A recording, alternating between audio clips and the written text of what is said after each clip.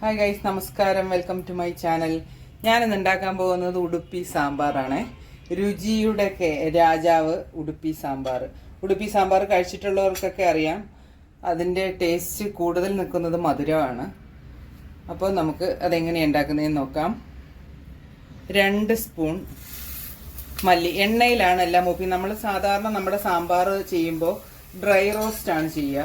പക്ഷേ ഈ ഉടുപ്പി സാമ്പാറിന് ഇതെല്ലാം നമ്മൾ എണ്ണയിലാണ്. ഈ ടേബിൾ സ്പൂണിന് 2 സ്പൂൺ മല്ലി, 1 സ്പൂൺ ഉഴുന്ന്, 1 സ്പൂൺ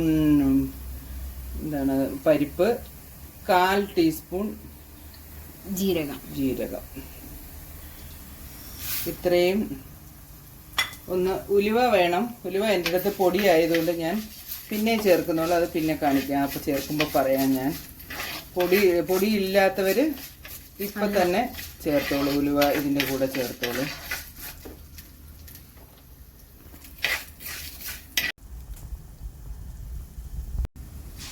ജീരകമൊക്കെ ഒന്ന് പൊട്ടി നമ്മുടെ ഈ ഇതിൻ്റെ കളറൊക്കെ ഒന്ന് മാറുമ്പോഴേക്കും നമ്മൾ 10-12 വറ്റൽ മുളകും പിരിയൻ മുളകും ഉണ്ട് ഇതിൻ്റെ കൂടെ.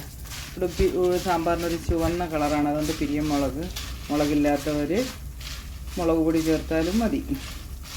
രണ്ടും കൂടെ ചേർത്ത് മൂപ്പിച്ചതിന് ശേഷം ഒരു പിടി കറിവേപ്പിലയും കൂടെ ചേർത്ത് നന്നായി ഒന്ന് വഴറ്റിയെടുക്കണം. വറുത്തതെല്ലാം നമ്മൾ ഈ പാകമാകുമ്പോൾ കോരിയെടുത്ത് തണുക്കാൻ വെക്കണം. എന്നിട്ട് ഇത് പൊടിച്ചെടുക്കണേ. അപ്പോൾ ഞാൻ അരയ്ക്കുമ്പോൾ കാണിക്കാം.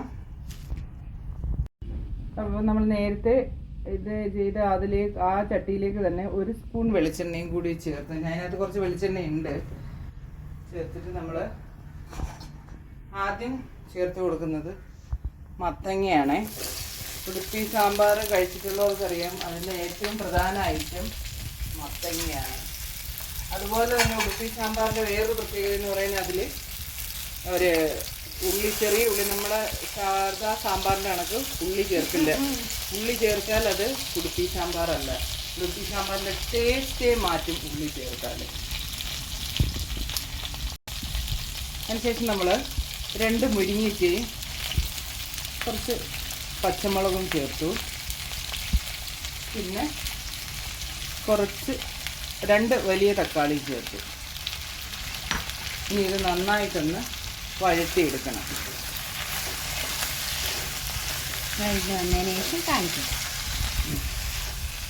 നമ്മുടെ കഷ്ണങ്ങളെല്ലാം എണ്ണയിൽ കിടന്നൊന്ന് വഴണ്ട് വന്ന് കഴിഞ്ഞപ്പോൾ ഒരു കപ്പ് വെള്ളം ഒഴിച്ച്, വേവാൻ ആവശ്യമായിട്ട് വെള്ളം ഒഴിച്ച് നന്നായി ഒന്ന് ഇളക്കി നമുക്ക് അടച്ച് വെച്ച് വേവിക്കാം. ഒന്ന് തിളക്കട്ടെ. നമ്മൾ നേരത്തെ വറുത്ത സാധനങ്ങളെല്ലാം കൂടി ഒന്ന് പൊടിച്ചെടുക്കാം. പൊടിക്കുമ്പോൾ ഒരുപാട് പൊടിയേണ്ട, ഒന്ന് തരിതരിപ്പോട് കൂടി എണ്ണയെല്ലാം നീക്കി ഒഴിക്കണം. അതാണ് ഇതിൻ്റെ ടേസ്റ്റുകളൊക്കെയാണ് ഈ കിടക്കുന്നത്, ഒന്നും മിസ്സാവാൻ പാടില്ല. അതിനുശേഷം നമ്മൾ ഈ ഒരു 5 ടേബിൾ സ്പൂൺ അളവിലാണ് എടുക്കുന്നത് കേട്ടോ. 5 ടേബിൾ സ്പൂൺ നാളികേരം കൂടി ചേർക്കുന്നുണ്ട്. 2, 3, 4,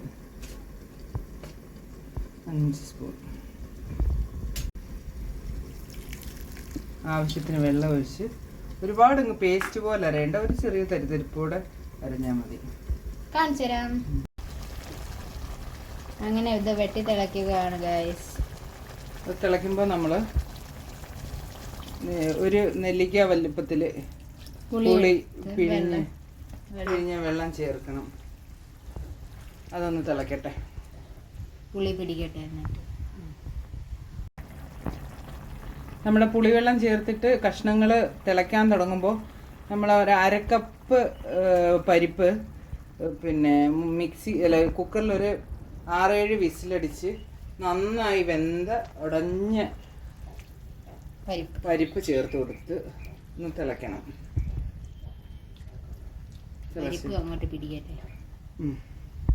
നമ്മൾ പരിപ്പിട്ടു, തിളച്ചു. ഇനി നമ്മൾ നേരത്തെ അരച്ച അരപ്പ് ചേർത്ത് കൊടുക്കാം. നേരത്തെ അരച്ച് വെച്ചിരിക്കുന്നത് നമ്മളത് ഇങ്ങനെ ചേർത്ത് എന്നിട്ട് അതിങ്ങനെ മിക്സ് ചെയ്യാം. തേങ്ങയും മറ്റേ ഇതെല്ലാം കൂടെ വെച്ച് അരച്ച് കട്ടി വന്നേ രണ്ടും ചേർത്തപ്പോൾ കട്ടിയായതാണ്. കുറച്ച് വെള്ളം കൂടെ ചേർക്കണം. ശരി. നേരത്തെ നമ്മൾ പറഞ്ഞു ഉലുവ ചേർക്കുന്ന കാര്യം, ഞാൻ അപ്പോൾ ചേർത്തില്ല. ഒരു 1/4 ടീസ്പൂൺ ഉലുവ പൊടിച്ചത് ചേർക്കുന്നുണ്ട്. പിന്നെ നമ്മൾ ഇതുവരെയും ഇതിലേക്ക് മഞ്ഞൾ ചേർത്തിട്ടുണ്ടായിരുന്നില്ല. മഞ്ഞൾ നമ്മൾ ലാസ്റ്റാണ് ചേർക്കുന്നത്. മഞ്ഞളും ചേർത്തു. ഇനി ഇതൊന്ന് തിളച്ച് വരട്ടെ.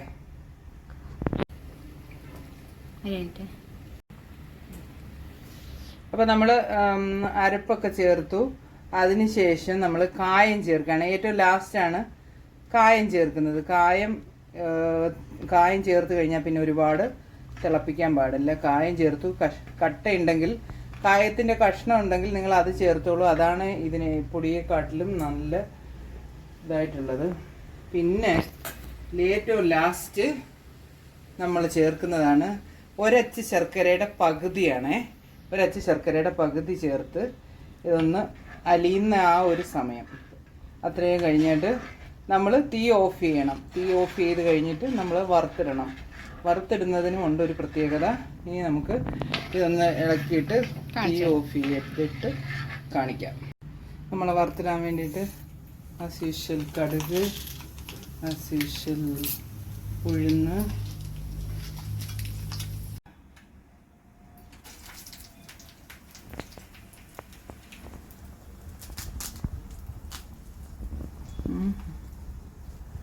കറിവേപ്പില ഇട്ടു, സ്പോളനസ്. ഏറ്റവും അവസാനം നമ്മൾ ഒരു സ്പൂൺ അരി ചേർത്തു. അതാണ് അതിനകത്ത് സ്പെഷ്യലെന്ന് ഞാൻ പറഞ്ഞത്. കടുക് തളിക്കുമ്പോൾ ഉള്ള സ്പെഷ്യൽ. നമ്മൾ കടുക് തളിച്ചത് ചേർത്ത് കൊടുക്കുകയാണ്. അരി ഒരു 1/4 സ്പൂൺ അരി ചേർത്ത് കൊടുക്കണം. ഇനി ഇത് അടച്ച് വെച്ചിട്ട് കുറച്ച് കഴിഞ്ഞ് നമ്മൾ ഉപയോഗിക്കണം.